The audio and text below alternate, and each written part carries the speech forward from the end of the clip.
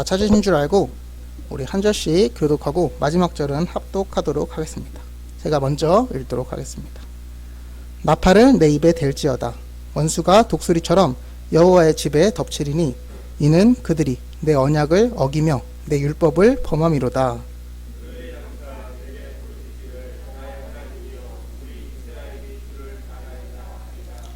이스라엘이 이미 선을 버렸으니 원수가 그를 따를 것이니라.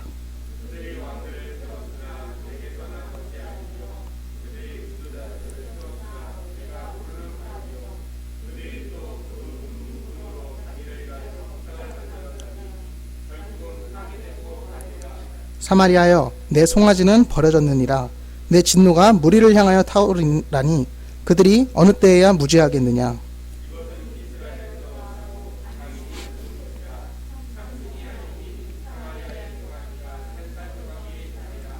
그들이 바람을 심고 광풍을 거둘 것이라. 심은 것이 줄기가 없으며 이삭은 열매를 맺지 못할 것이요 혹시 맺을지라도 이방 사람이 삼키리라.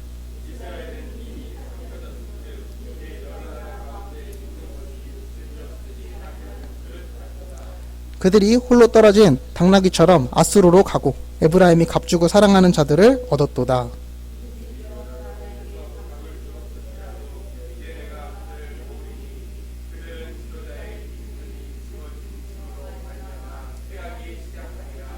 에브라임은 죄를 위하여 제단을 많이 만들더니 그 제단이 그에게 범죄하는 것이 되었도다.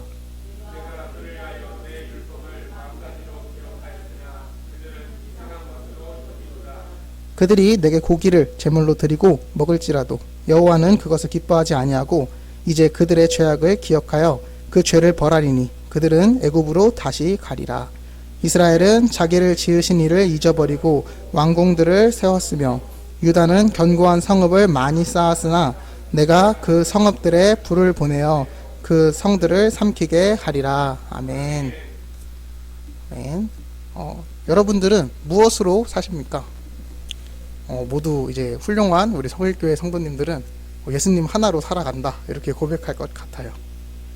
그렇지만 이제 진짜 우리가 무엇을 의지하고 살아가느냐 이렇게 생각하다 보면은 흔히 하는 말로 이제 한국인은 무엇으로 산다고 얘기합니까? 밥심으로 산다고 얘기하죠.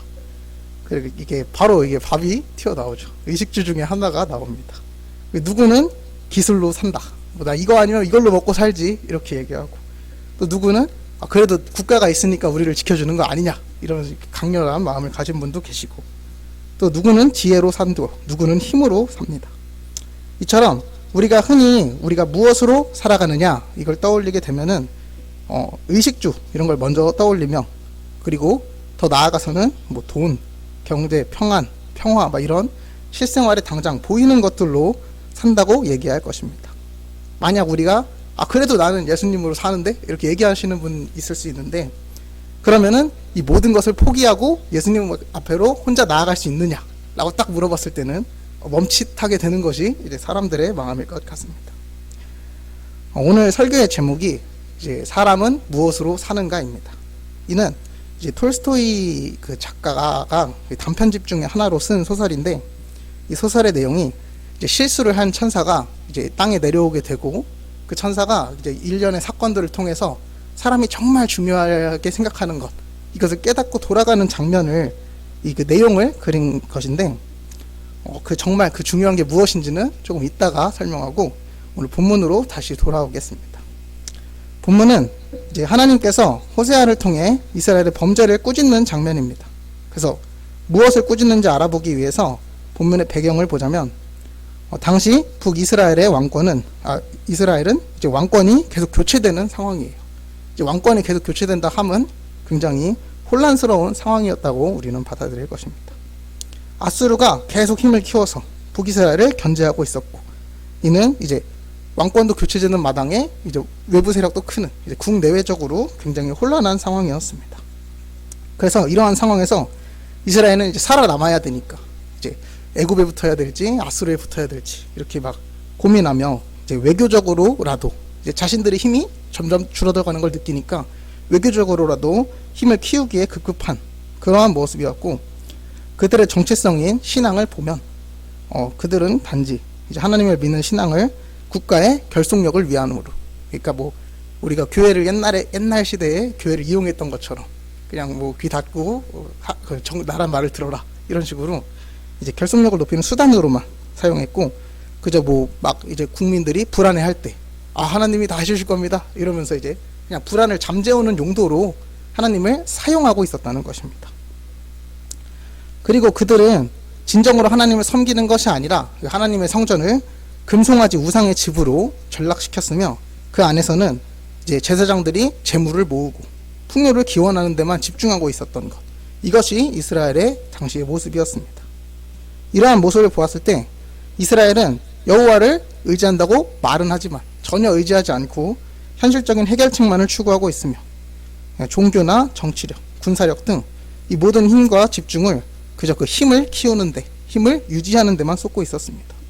그들에게 있어서는 우리가 가장 중요하다고 생각하는 그 종교가 외교와 정치와 동일한 위치로 바라보고 있었고, 이를 이용할 생각밖에 없었던 것, 이것이 그들의 모습이었습니다. 그저 자신들의 원함을 이루기 위해서 하나님을 섬기는 것, 즉 우상을 섬기는 다른 일들과 같은 모습이 이스라엘이 되었다는 것입니다. 그래서 오늘 본문 8장은 이렇게 얘기합니다. 위기가 임박했다. 멸망이 임할 것이다. 나팔이 울릴지어다. 이렇게 얘기하고 있습니다. 여기서 나팔은 비상시의 경보령을 말하는데, 이제는 긴급하며 멸망이 임박한 이스라엘의 모습을 얘기합니다.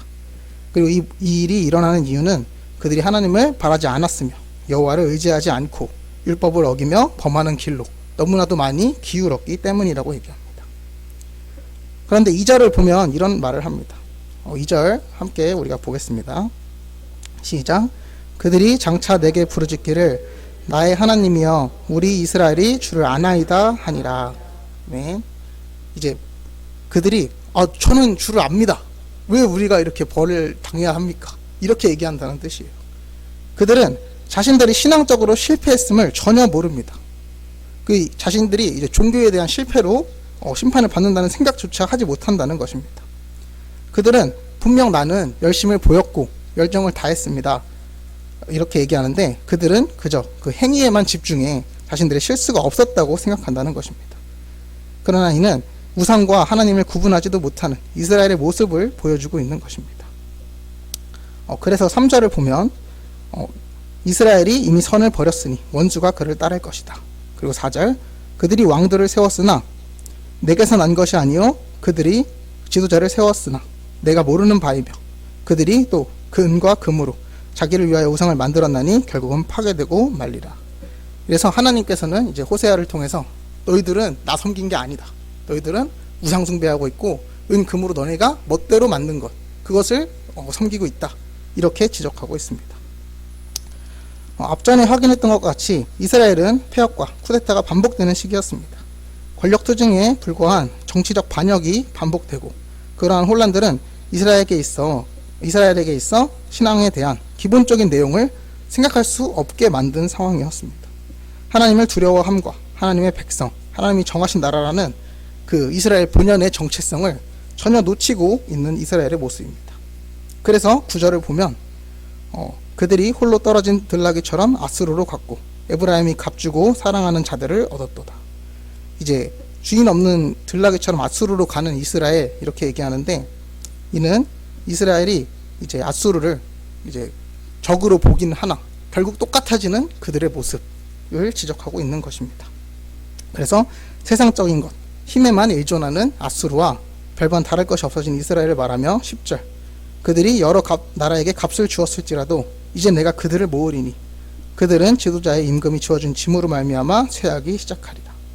그래서 이스라엘이 외교적으로도 힘으로도 어떻게든 평화와 번영을 유지하려고 했지만 결국 멸망할 이스라엘의 모습을 얘기하는 것이 이번 본문의 전체적인 모습입니다. 우리는 이 계속된 지적을 통해서 이스라엘의 가장 큰 실수를 알아볼 수 있습니다. 이스라엘의 진정한 힘은 무엇입니까? 이스라엘의 진정한 힘은 오직 하나님께로부터만 나오는 힘입니다. 광야를 지나온 것, 그간의 대적을 물리쳐온 것, 그들이 풍요와 번영을 누린 것, 이 모두가 하나님의 권능이었습니다. 그러나 이 세대가 거듭함에 따라, 또한 국내외 정세가 불안함에 따라 이를 잊은 이스라엘은 무력, 경제력, 외교력 같은 다른 힘들을 찾고 다른 힘만을 이용해 나라를 유지하려 합니다. 이것이 이스라엘의 가장 큰 실수였다는 것입니다. 세상에서 볼 때도 이제 권력을 더 강하게 하는 것, 권력을 모으는 힘, 이것이 막 좀 더 후진국일수록 이제 무력 이럴 때가 많아요. 그래서 뭐 저기 아프리카니스탄 가면은 총 든 사람이 권력을 잡는 것, 이것처럼 이 힘이 점점 수준 낮은 그런 국가에서는 점점 가장 큰 힘임을 보여줍니다. 그러나 점점 이제 선진국일수록 그들이 권력을 가지는 방법이 국민의 지지인, 뭐 민주사회에서는 국민의 지지 이런 것일 때가 많습니다. 그들은 이제는 대놓고 보이는 그런 힘이 아니라 보이지 않는 그런 고급한 힘에서 권력을 근거한다는 것입니다. 그리고 우리는 이를 간단하게 도덕이라고 합니다. 우리를 더 맡길 때 좀 더 나은 사람에게 나의 지지를 맡기는, 권력을 그 사람에게 양보하는 것, 그것을 우리는 도덕이라고 얘기한다는 것입니다. 그래서 도덕성은 사실 이 권력이라는 것의 참다운 근거입니다. 물론 지금은 뭐 권력이랑 도덕이 많이 떨어진 것 같은데 사실 권력은 도덕으로부터만 나온다는 것, 이것이 세상 사람들과 또한 그리스도인들의 생각이 되어야 한다는 것입니다. 그래서 이 톨스토이 단편집에서도 천사가 찾은 것, 이것이 땅에 떨어져서 결국 찾은 것들은 사람을 살아가게 하는 것, 사람에게 힘을 주는 것, 이 모든 것이 도덕이라고 그가 깨닫고 돌아가는 것입니다. 그래서 결론적으로 인간에 있어서 가장 사람을 살아가게 할 때 중요하게 생각하는 것, 이것이 도덕이라는 것입니다. 그리고 하나님께서는 호세아에서 이제 그들이 힘을 얻고 지지를 얻기를 원할 때 너희들은 무슨 힘을 원하냐, 이것을 묻고 있는 것이 오늘의 본문이 됩니다. 그리고 이에 대한 이스라엘의 대답은 외교력입니다. 혹은 무력입니다. 혹은 경제력입니다. 이렇게 대답하고 있는 것입니다. 그리고 이것은 하나님 없는 자들이 생각하는 힘의 전부입니다. 세상에서 가장 강한 힘이 무력과 경제력인 것입니다. 세상은 이를 따르고 본문의 이스라엘도 이를 따르는 모습을 보여줍니다. 그러나 이들이 간과한 것이 있는데 사람들을 진정으로 모으는 고급한 힘, 도덕이 아니면 이는 유지되기가 어렵다는 사실입니다. 그래서 이 권력을 유지하려고 무력과 경제력을 계속 보충하려고 하는데 그러면 점점 도덕성을 상실하게 되는 것, 그것이 인간들의 모습입니다. 그래서 우리가 권력하면 도덕을 바로 떠올릴 수 없는 것이 그 때문일 겁니다. 그리고 결국 멸망하고 다시 세우고 도덕적인 자가 다시 세우고 다시 멸망하고 이것이 계속 반복하는 것이 세상의 모습이며 역사의 모습이라는 것입니다. 도덕성은 우리가 이제 답이 도덕이라고 나와서 좀 당황하셨을 수도 있는데 도덕은 우리가 일반적으로 생각하는 것은 보편적인 윤리와 도덕입니다. 그러나 성경에서 얘기하는 도덕은 이것만을 말하는 것이 아니라 하나님을 아는 지식, 신앙, 하나님이 어떠하시는 것이라는 것에 근거하여 설명하고 있습니다. 그러나 이스라엘의 이 모습은 이 권력을 확보하기 위해서 그 도덕을 깎아먹는, 즉 하나님의 진정한 정체성을 깎아먹는 그러한 모습을 보여주고 있다는 것입니다. 이스라엘은 자신들의 정체성이자 특권인 하나님을 아는 지식을 팔아 권력을 유지하려고 하는 것입니다. 오직 권력을 유지하기 위해서 정체성을 잃는 이스라엘, 이것이 이스라엘의 가장 큰 실수이자 또한 우리들도 현실에서 종종 범하는 실수입니다. 믿음을 가진 뒤에 우리도 많은 고민의 기로에 설 때가 있을 것입니다. 어느 힘에 의지하여 우리가 살아가고 있는가, 우리가 어디에 이끌리고 있는가 늘 고민한다는 것입니다. 그래서 이를 생각해 보면은 우리가 진정으로 하나님을 섬기고 하나님의 힘대로 산다고 하지만 아까 말했듯이 그래도 오늘 예배 드리면서 오늘 점심 뭐 먹지? 이런 생각을 한다거나 혹은 내가 여기에 투자를 해야 좀 더 나을까, 저기에 투자를 하면 좀 더 나을까, 이거를 하나님을 의지하는 것보다 더 의지하는 것, 이 모습조차도 이스라엘이 다른 힘에 의지하는 것과 같은 모습을 보인다는 것입니다. 우리의 생활에 있어서 중심이 되는 것이 하나님을 따르는 길인지 혹은 내 풍요와 안정을 누리는 것이 먼저인지, 이것을 우리는 고민하고 살아가야 한다는 것입니다. 그리고 신자라면 그저 세상이 그래도 너 투자 이쪽으로 좀 더 하면은 내가 너 세상을 더 풍요롭게 살 수 있어, 이렇게 세상은 우리를 항상 유혹해 옵니다. 그러나 이 모든 것을 포기하더라도 예수님 한 분만으로 세상을 이겨내겠다는 것, 이것이 이 힘, 예수님을 의지하는 힘, 이것이 우리의 선택이 되어야 한다는 것입니다. 예수님은 항상 자신이 걸어간 길 앞에 우리를 내놓겠냐고 물으십니다. 그리고 이 길은 희생이며 봉사입니다. 이는 풍요나 안락과는 거리가 먼 십자가 고난의 길이 될 것입니다. 그리고 이것이 우리가 나아가야 할 인생입니다. 그러나 세상은 더 안락한 길, 더 나은 길을 보여주며 계속 보이는 힘에 근거한 그 논리로 우리를 유혹하고 시작합니다. 그래서 우리는 선택해야 합니다. 오늘의 평안과 행복, 안락과 부유, 이러한 것들을 누릴 것인가? 아니면 오직 예수님 한 분만을 바라보고 이 모든 것을 내려놓고 십자가의 길을 갈 것인가? 이스라엘은 이에 있어 실패하고 맙니다. 풍요와 번영에 하나님을 아는 지식을 팔아 넘깁니다. 좀 더 나은 말로 말하면 그들의 평화를 지키기 위해서 그저 안정적이게 살려고 하나님을 포기하는 모습을 보입니다. 그래서 결국 그들은 하나님이 세우신 나라를, 하나님 지키시는 그 나라를 하나님 없이 유지하려고 합니다. 이는 하나님을 수단으로 두며 결국 실패하는 길로 나아가게 될 이스라엘의 모습을 보여주고 있습니다. 그러나 이스라엘은 끝까지 본인들이 잘못했다고 생각한 적이 없습니다. 이스라엘은 항상 이렇게 얘기합니다. 저희가 언제 하나님을 버리고 신앙을 놓은 적이 있습니까? 이에 대한 하나님의 답은 이사야에서 나옵니다. 우리 이사야 1장 12절로 13절까지의 말씀 함께 찾아보기를 원합니다.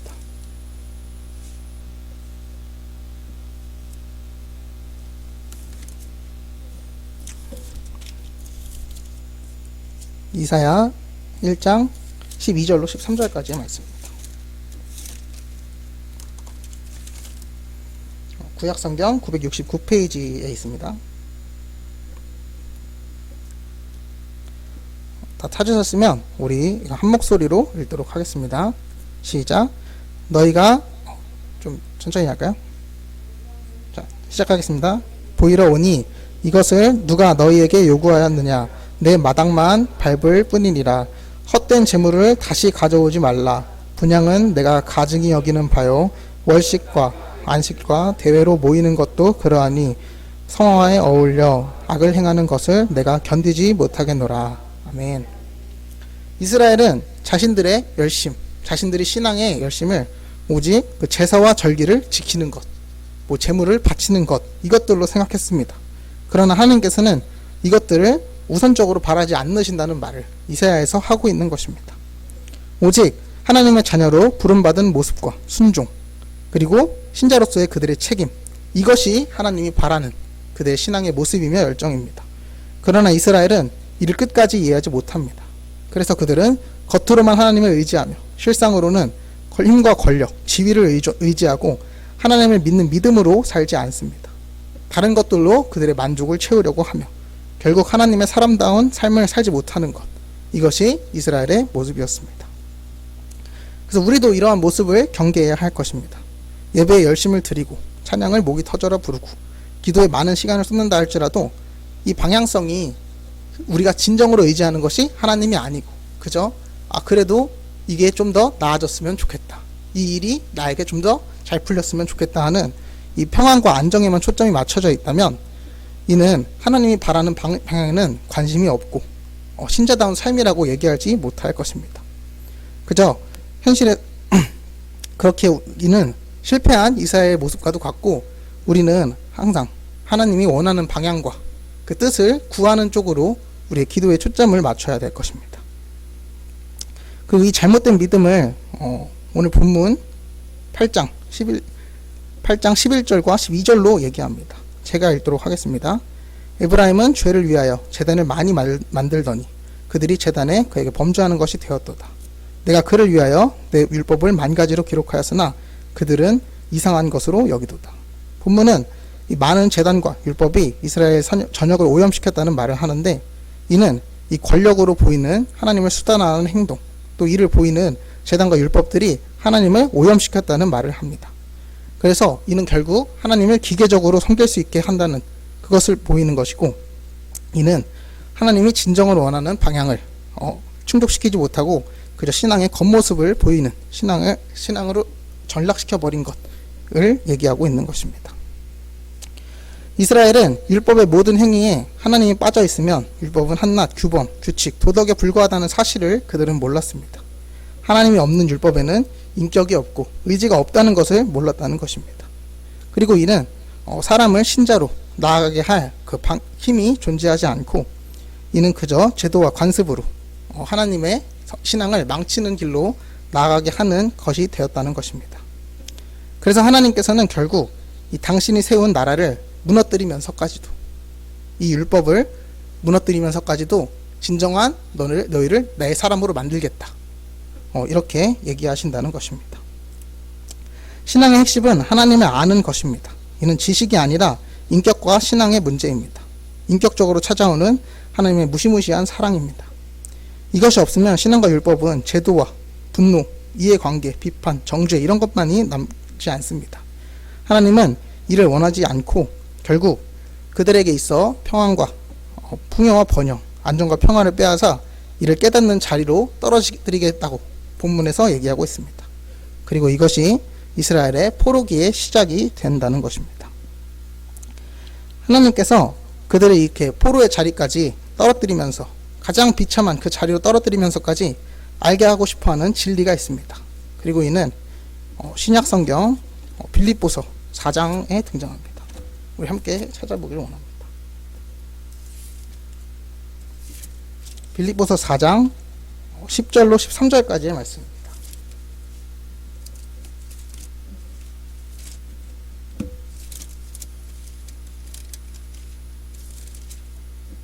신약성경 321페이지입니다. 빌립보서 4장 10절로 13절까지의 말씀.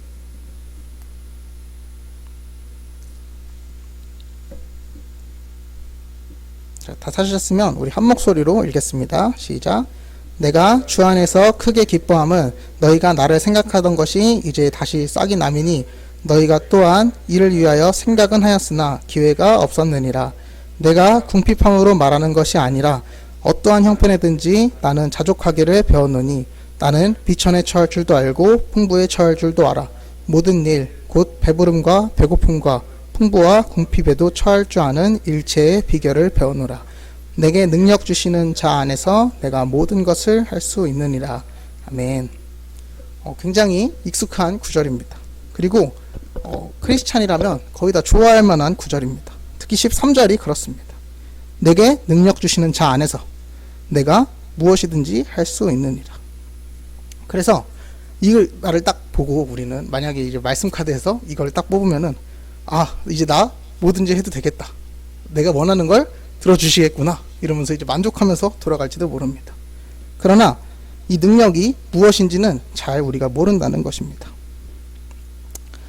이를 바르게 알고자 빌립보서의 배경을 보면 사도 바울이 감옥에 있고 이에 빌립보의 대표들이 와서 이제 바울을 이제 위로하는 장면입니다. 바울이 이에 고마워하는데 이는 와줬으니까 고맙다 이런 게 아니라 내가 힘들 때 와줘서 고맙다 이런 것이 아니라 이렇게 말하고 있습니다. 11절 내가 궁핍함으로 말하는 것이 아니라 나는 어떠한 상황에든지 자족하기를 배웠다 이렇게 얘기합니다. 이는 내가 어려울 때 이제 도와줘서 고마운 게 아니라 그냥 너희들이 와줘서 너희들이 신앙의 모습으로서 모여줘서 고맙다 이런 얘기를 하고 있는 것입니다. 그리고 이는 나는 아무래도 좋다. 고통도 형통도 나에겐 아무런 소용이 없다. 이 말을 전하고 있는 것입니다. 그리고 12절에서는 어떠한 형편이든지 하나님의 사람으로서 예수의 삶에 참여해야 한다는 고백을 합니다.